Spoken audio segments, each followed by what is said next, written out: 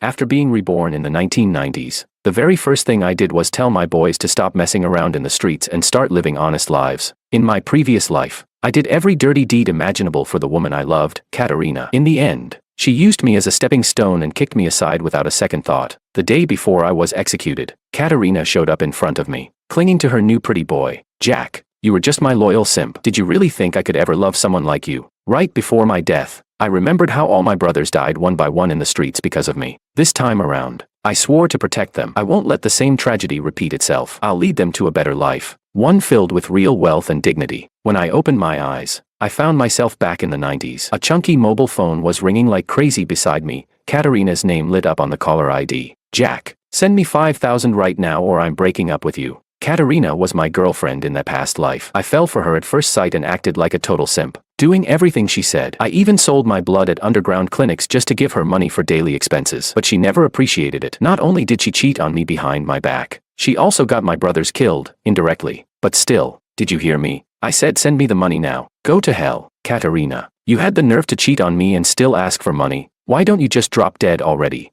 I suggest you return every cent I ever gave you within a week, or you'll be hearing from my lawyer. Before she could respond, I hung up, furious but finally relieved. It felt amazing to unleash the anger I had held back all through my last life. Chapter 1. After I hung up the phone, Peanut, Little Joe, and Big D all stared at me in disbelief. Boss, that's the first time we've ever seen you talk to sis-in-law like that. You sure you didn't take the wrong meds?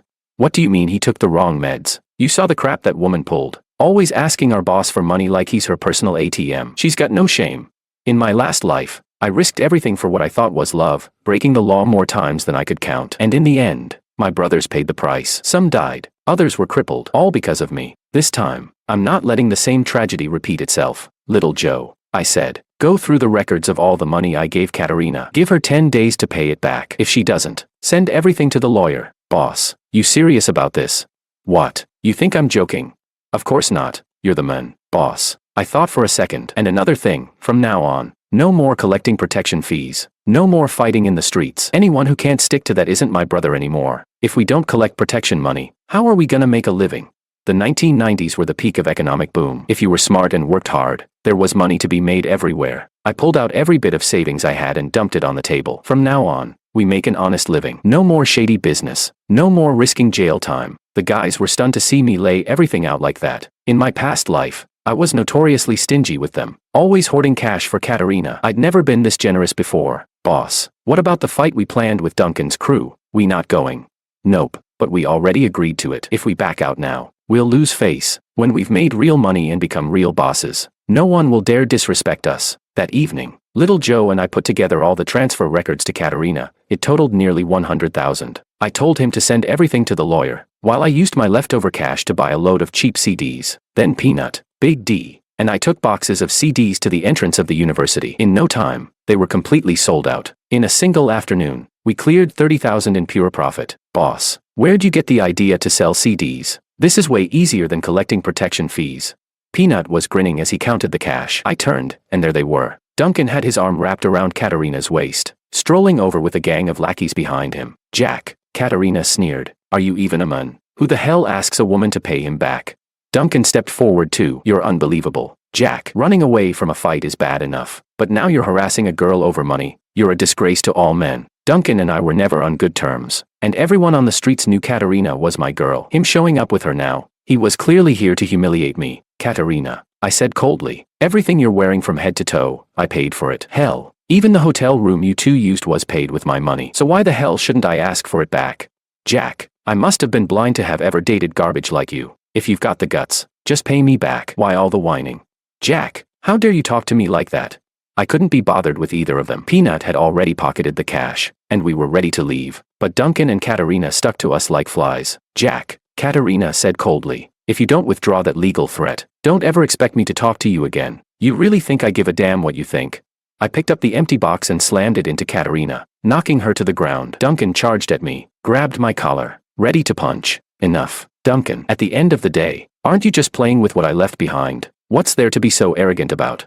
His face darkened, and his guys looked ready to jump me. Sensing trouble, Peanut rushed over. Both sides were suddenly on the verge of a brawl. I clenched my fists. The old me would have already punched Duncan in the face, No hesitation. But I've changed. I want clean money, clean business. I don't want to fight anymore. Duncan, I know we've had issues, but I'm done with the street life. So there's no reason for you to come picking fights over this woman. You want her? Fine, take her. If she could cheat on me, she'll cheat on you too. A flicker of doubt crossed Duncan's face. Katerina, on the other hand, stepped up and slapped me hard across the face. Jack, if you're this pathetic, just change your name to Lapdog. That's all you're good for anyway. Lapdog. Ha ha ha. That name actually suits him. Duncan's men laughed. He's nothing but a useless piece of trash. Can't believe this guy used to act all tough on the streets. That slap set them all off. The mocking came one after another. Duncan was just getting warmed up, unloading every insult he could think of. Peanut couldn't take it anymore. Boss, just give the word. I'll bring people here right now and end these bastards.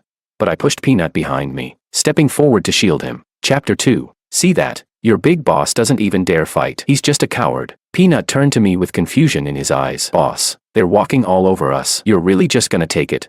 But I wasn't just taking it. I simply knew it wasn't worth the fight. Duncan, all this just to steal a woman from me. You can have her. A woman who's probably juggling 10 guys at once. Be my guest. Lapdog. Katerina spat. You're pathetic and useless. And now you've got the nerve to look down on others. I sneered and pointed at one of the guys behind Duncan. Why don't you ask him if he's ever slept with your girlfriend? In my last life, Duncan and I tore each other apart. He ended up in the morgue, and I landed in prison. Neither of us won. And all the while, Katerina had been fooling around with Duncan's own crew. Jack, I remember her saying with a smile, you and Duncan actually thought I liked either of you. I played you both so you'd destroy each other, just so my real sweetheart could rise to the top. You only have yourselves to blame for being dumb and prideful. Look at you now. Your brothers are all dead because of you. Jack, you were just the loyal little dog I kept around. What a shame Duncan died too early. He never got to see how this all played out. But you were about to get shot anyway. So I figured I might as well tell you the truth. Duncan didn't die because of you. He was killed by my one and only love. She laughed wildly. Even when I later tried to retract my confession, tried to tell the lawyer everything Katerina had said, no one believed me. To them, I was just a thug, a career criminal. In their eyes, I was just making up stories to dodge responsibility. With no evidence, they sentenced me to death. In truth, Katerina had never wanted me or Duncan. She got close to me just to stir the pot, so her real men could move up the ranks while we tore each other apart. The man I pointed at suddenly looked nervous. Katerina's face turned pale. Lapdog, stop slinging baseless accusations. You're just pathetic and trying to drag others down with you. But her voice was shaking. Duncan, I said, I can admit I got cheated on. But you, not only did your girl cheat on you, she planned to take you down with your own men. You've been with them for years. Did you really never notice anything strange between the two? Duncan was starting to piece it together. His eyes flickered with doubt, scanning the guy behind him. Boss, I swear nothing happened between me and her. You've got to believe me. Duncan, think about it. All the fights we've had over the years, who actually benefited in the end? Who stood to gain the most from us going at each other? Now Duncan's glare toward that guy grew colder and sharper. The truth was, this whole feud didn't need to happen, and it definitely wasn't worth it over a woman like that. Duncan, Peanut chuckled. Looks like you've been cheated on too, huh?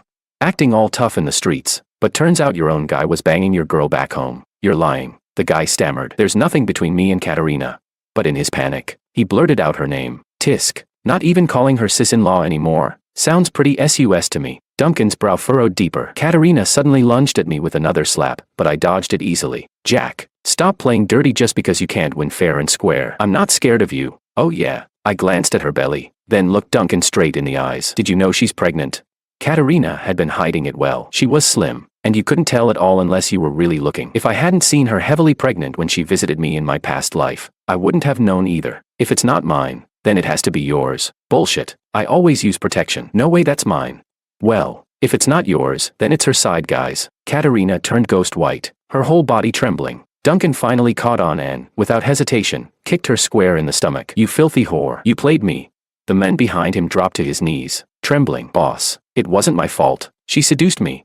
I didn't stick around to watch Duncan clean up his mess. I walked away with my brothers. Once we'd put some distance between us, Peanut finally broke the silence. Men, I can't believe Katerina's that kind of woman. I always thought she gave me weird looks back when she was with Boss. Thought she had eye problems or something. Turns out she was into me.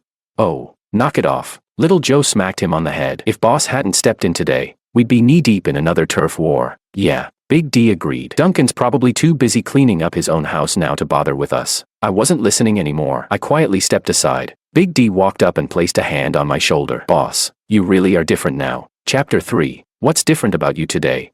Just feels different, you know. Yeah, Boss was unusually calm today. Flexible, composed, not like your usual self. I gave a half smile and patted Big D on the shoulder. Big D, what are your plans from here on out? What plans? Before he could answer, Peanut jumped in front of us. Boss, you talk like we're breaking up the crew or something. That's not what I mean. It's just, this street life isn't sustainable. We settled things with Duncan today, but what about tomorrow? There'll always be new problems. We can't count on luck forever. Boss, say the word, no matter what. I'm with you. In our past life, the reason we got into street stuff was simple, fast money. Big D and Little Joe both came from rough backgrounds. Big D lost both his parents young and lived with his grandma. He didn't go to school much and had no choice but to survive in the streets. Little Joe's story wasn't much better. His dad was a gambling addict who blew all their money and kicked him and his mom out. They had no way to survive but to hustle. Peanut had it slightly better. His family was decent, but after his parents had a second kid, they basically stopped caring about him. So he ran away and never looked back. I couldn't let my brothers keep risking their lives, licking blood off the edge of a knife. We needed another way. I've been thinking, if we don't do illegal stuff, what can we do? Boss, sounds like you've turned over a new leaf, but doesn't Little Joe's grandma still need surgery? If we don't hustle, how do we pay for that? If there's a will, there's a way. We'll find a way to make money. It's fine. I trust you, boss. Moments like that really hit me. No matter what, when I needed them most, they were always by my side. It was the 90s, China's economy was taking off. The world was wide open. Even civil servants were quitting their jobs to start businesses. We scraped together our savings to go after our first bucket of gold. Using what I remembered from my past life, I used all our capital to buy second-hand computer parts. We found someone to help us assemble full PCs. Back then, a finished computer sold for over $2,000, but all the parts together only cost a few hundred. The profit margin was insane. Within a month, everything we built had sold. Our capital more than quadrupled. We'd never seen that much money in our lives. Everyone was over the moon. I split the profits evenly. Each brother ended up with at least $100,000. But Little Joe didn't take his share. Instead, he placed the cash back on the table. Boss, what's next? I'm with you. Turns out, making money is like smoking. Addictive. Big D took just enough for his grandma's surgery and put the rest on the table. I trust you, bro. Peanut grinned and nodded. I'll follow you guys. I looked at the pile of cash and shared my idea. I want to set up a booth in the electronics mall. We'll sell computer accessories. This past month, I truly felt the tide of the times pushing people forward. In my last life, I could have seized this opportunity, but I wasted it. Threw away the best years of my youth. I'm in. I was thinking the same thing, Peanut said, bouncing in excitement. He'd clearly developed a serious interest in computer assembly and networking. Peanut, once the store opens, you're the manager. Got it, boss. You can count on me. I'll run it like a champ. We didn't hesitate. The four of us decided to launch our own tech company. I registered the business under my name, but all three of them were shareholders. Little Joe and Big D searched for a good location. I focused on supply chains, and I enrolled Peanut in night school to study computer assembly and programming. And guess what? Once people leave traditional school, they actually take learning seriously. In just 2 weeks, Peanut had become the top student in his class. Once our store opened, the three of them worked shifts running the place. For the first time, we had a real base of operations. One afternoon, during lunch, Big D brought up Duncan. Boss, you hear the news? Duncan got arrested. Huh? I'd been so busy I hadn't heard any street gossip. Don't get mad when you hear this. Just say it already. Don't beat around the bush. Katerina and that pretty boy of hers. Turns out they were really a thing. Not only that, they stole money from the gang. Duncan snapped, beat the guy half to death, and the cops locked him up. Not sure how long he'll be in. Damn, I sighed. You walk by the river long enough, your shoes will get wet. If I hadn't held back and taken revenge that day, maybe I'd be in the same spot now. Duncan got locked up. Peanut practically yelled, "Can you not be so loud?" No wonder his crew's been so quiet lately. Their boss is behind bars. Peanut suddenly looked thoughtful. Hey, what if we had fought them that day? Would we be in jail too? Big D and Little Joe both quietly set down their bowls and stared at me. Why are you all staring at me like that? Boss, sometimes I feel like you came back from the future. Like you just know everything that's gonna happen. Oh, knock it off. Just eat. From now on, we're only doing honest business. The three of them nodded, this time more firmly than ever. Our business turned out even more profitable than I expected. Soon, we had a large pool of working capital. I used that money, along with my past life memories, to quietly buy stock in a few internet companies I knew would explode in the future, trying to fast-track all of us toward real wealth. What I didn't expect was that word about my new fortune would reach Katerina. She stormed into our store with a whole group of thugs behind her. Jack, what kind of men are you? When things go south, you just turtle up and hide. The goons behind her were built like mountains. Chapter 4. I was the only one left watching the store. Everyone else had gone out to help install computers. Katerina, we're done. We've been done for a long time. How do you even have the nerve to show your face here? Jack, if it weren't for you, do you think I'd be living like this? I'm telling you right now, You owe me 10 million for emotional damages. If you don't pay up, I'll have them wreck your shop. Katerina glared at me, her belly visibly pregnant. A guy beside her stepped forward. Kid, I heard you were dating my sister. Well, now she's pregnant, and that baby's yours. Don't you think it's time you coughed up some cash? I finally understood. Katerina had rounded up another gang of street punks to pull a cheap extortion trick, using that belly of hers as leverage. I sneered. Wow, you really went all out. Can't find anyone to take responsibility for that baby, so now you're trying to pin it on me.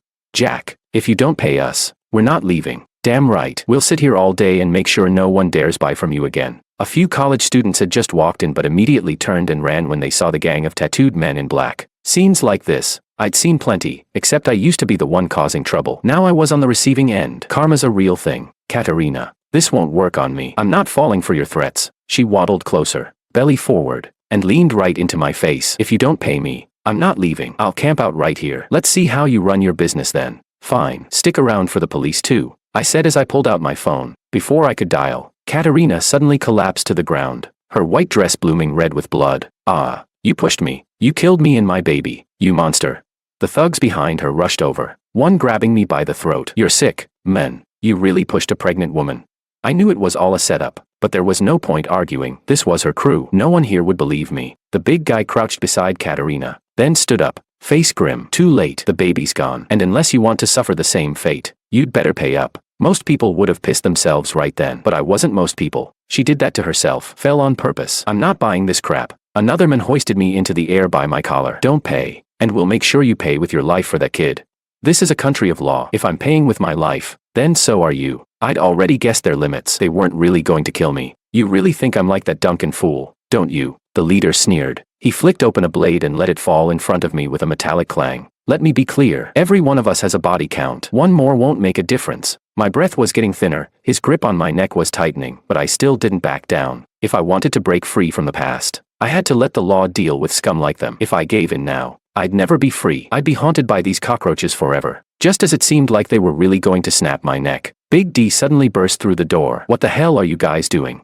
The gang turned toward him. Mind your own business, unless you want to join him. But Big D didn't hesitate. He launched a flying kick straight into the guy choking me. The men grunted in pain and dropped me to the ground. Big D rushed over and dragged me aside. Didn't expect to find this many people trying to die today. The gang didn't seem interested in Katerina anymore, even though she was still bleeding out on the floor. Aren't you her brothers? Don't you care if she lives or dies? I asked. Men, who gives a damn about a woman like her? Only reason we brought her was to use that belly to get a payday. We don't even want to look at her. They kicked over the display shelves. Products crashed to the floor. Luckily, that's when the police arrived and took them all into custody. Security guards at the electronics mall might not be fighters, but they can call the cops. I, Big D, and the gangsters were all taken to the police station. Katerina was sent to the hospital. It was clear they had coordinated their stories, claiming they were just there to seek justice for Katerina. When Katerina woke up in the hospital and learned she'd lost the baby, she pinned everything on me, saying I pushed her and caused the miscarriage. The gangsters said they only threatened me to scare me, not to actually hurt me. So at most, it was a disturbance. But me, if I really pushed a pregnant woman and caused a miscarriage, I could end up in jail for years unless I paid compensation. That's when I pulled out my trump card, security footage from inside the shop. Unlike other stores that had just one security camera, I'd had 4 installed, covering every angle, just in case something like this ever happened. Every second of their scam was caught on tape. With the footage, Katerina couldn't touch me again. Chapter 5. When Big D and I walked out of the police station, Peanut and Little Joe were already waiting for us at the entrance. Bro, are you and Big D okay? Don't worry, we're fine. Good thing boss was smart enough to plan ahead, otherwise that bitch Katerina would have dragged us all down with her. Peanut, how much damage did they do to the store? Not too much, but some of the stuff belonged to customers. Now that it's broken, it's a whole mess, and things blew up pretty bad this time. Shops around us started filing complaints, saying we're connected to gang activity. The electronics mall said they won't rent us a booth anymore. What nonsense. We already turned over a new leaf. We're not in that life anymore. Let it go. Our business was doing so well, people were bound to get jealous. So what do we do now? Without the booth, where are we gonna run our business? It's fine. I saw this coming. I already rented us an office space. From now on, we operate from there. None of the chaos from the mall. An office? That must have cost a fortune. Can we even afford that? We can definitely afford it. Trust me, we've got money now. If boss says so, we believe you. In truth, I didn't just rent an office, I started a software and game development company. It just so happened that this was Peanut's passion. So I handed all the RD over to him. Thanks to the boom of the internet age, I caught the first wave of explosive growth, watching our account balance grow by tens of thousands every day. I was grinning in my sleep, with the company in Peanut's hands. I sent Big D and Little Joe across the country to scout for properties and storefronts. Bro, why are we buying up so many places? It's not like we're opening stores everywhere. You'll understand eventually. Every day, Big D and Little Joe would send me pictures and listings of properties, and I'd decide based on my analysis whether to buy or not. But the biggest investment I ever made was buying up a block of old, run-down houses on the outskirts of northern Beijing. That one deal wiped out all our savings. Boss, isn't this too risky? What if the government doesn't redevelop the area? What are we gonna do with all this junk? Trust me, it'll happen. Sure enough, within a year, we got a notice for demolition. That rundown district shot up tenfold in value overnight. The four of us became multimillionaires. Over the next few years, our business skyrocketed to new heights. Katerina came back once, but this time, the arrogance was gone. She was thin, pale, kneeling on the floor, begging for my forgiveness. Jack, I know I messed up. Please give me one more chance. I'll treat you right this time. Katerina, you've lost your mind. Why would I ever take you back? But, didn't you used to love me the most? Yeah, in a past life. I called security and had her thrown out. I made it clear she was never allowed into the building again. With no money and nowhere to go, Katerina started working petty scams again, running fake seduction stings with a few lowlifes. But she picked the wrong target this time, a serial killer. He murdered her and the entire scam crew. By the time New Year rolled around, we finally had a break. I gave everyone a long holiday. Big D bought plane tickets and took his grandma overseas for medical treatment. Little Joe bought a big house for his mom. His deadbeat dad tried to come crawling back once he heard Joe had money, but Joe kicked him out without a second thought. Peanut was living his best life. He finally got to strut back home and show off all his success to the parents who had ignored him for so long. As for me, I was an orphan. After middle school, I'd stepped into the streets. No one raised me. No one taught me right from wrong. That's how I ended up on the wrong path in my past life. I thought I'd spend this new year alone. But to my surprise, Big D flew back from overseas. Little Joe and Peanut showed up too. All of them gathered at my place to spend the holiday with me. Boss, none of this would have been possible without you. Yeah, if you hadn't led the way, we'd still be nothing but street punks. For real, you helped us flip fate on its head. I looked at the brothers in front of me, and thought of everything that had happened in my last life. This time, I didn't let them down.